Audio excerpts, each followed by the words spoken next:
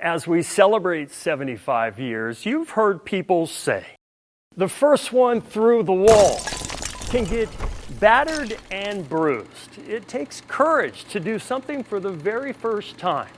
Imagine how the Wright brothers must have felt on that first flight. Would they fly high or crash and burn?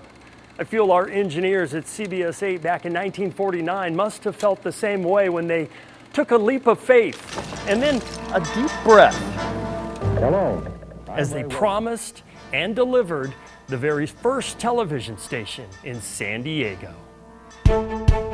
On May 16th, 1949, the CBS 8 transmitter on Mount Soledad Good evening, everybody. Here's the news picture tonight. started delivering television to San Diegans for the first time. Do you think it was a lot of pressure on our engineers to be the first?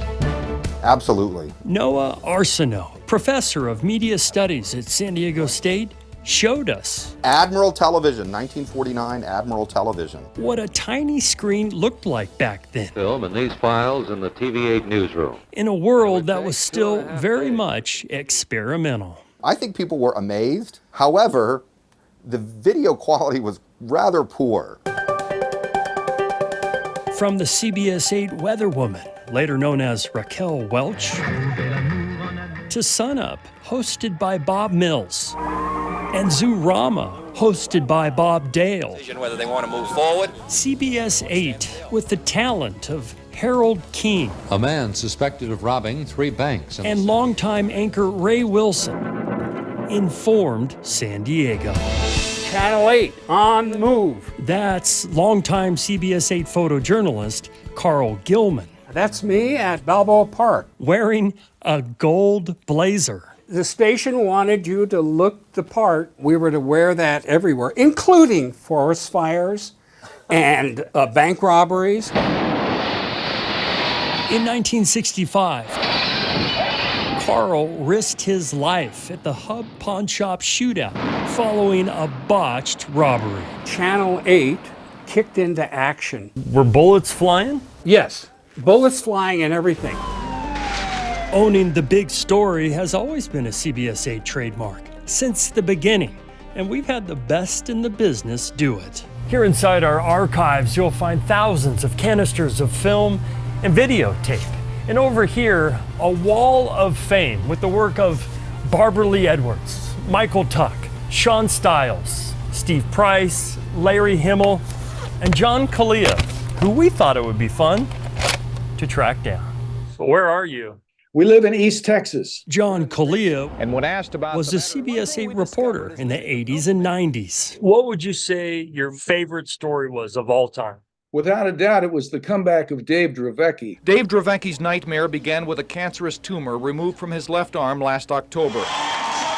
In 1989, the former Padres pitcher, then playing for the Giants, pitched his first game following cancer. 3 up, 3 down, no runs, no hits, no errors. If I'm dreaming, don't wake me.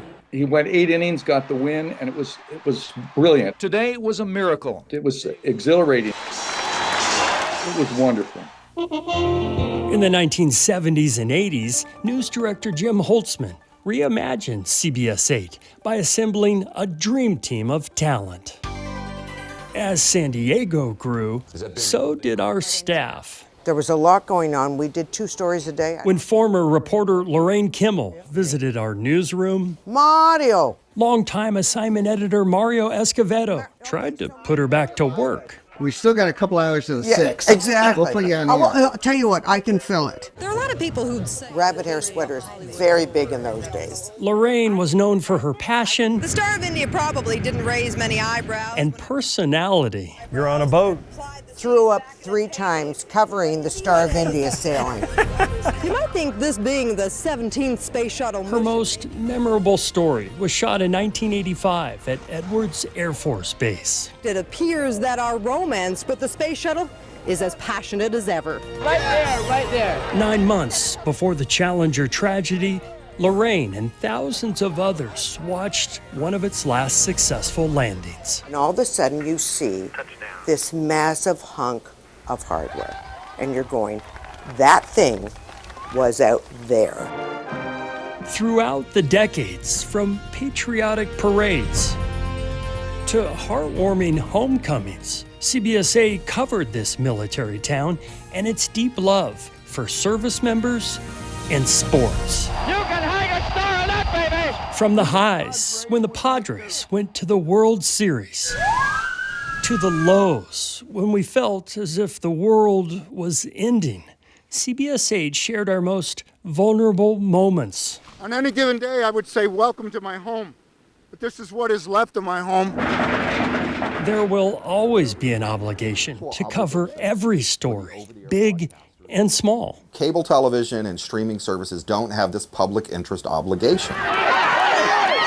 You go to broadcast television for news. John Howard here with weather, sports, traffic, things like that. The fire was reported. Like a fire, earthquake. Marcelo Lee is standing by live. We need people who know what they're doing and have been trained to fact-check the information. Which is why CBS 8 is driven with a responsibility to get it right. 75 years of weather, of your trust, of sports.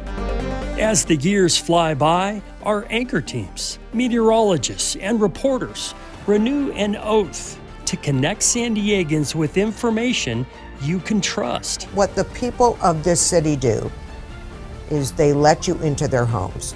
I guess what we're trying to say is, thank you, San Diego. 75 years! In the Zevely-zone, why do we take it so seriously, every story we tell? Because it is. Jeff Zevely. 75 years! CBS 8.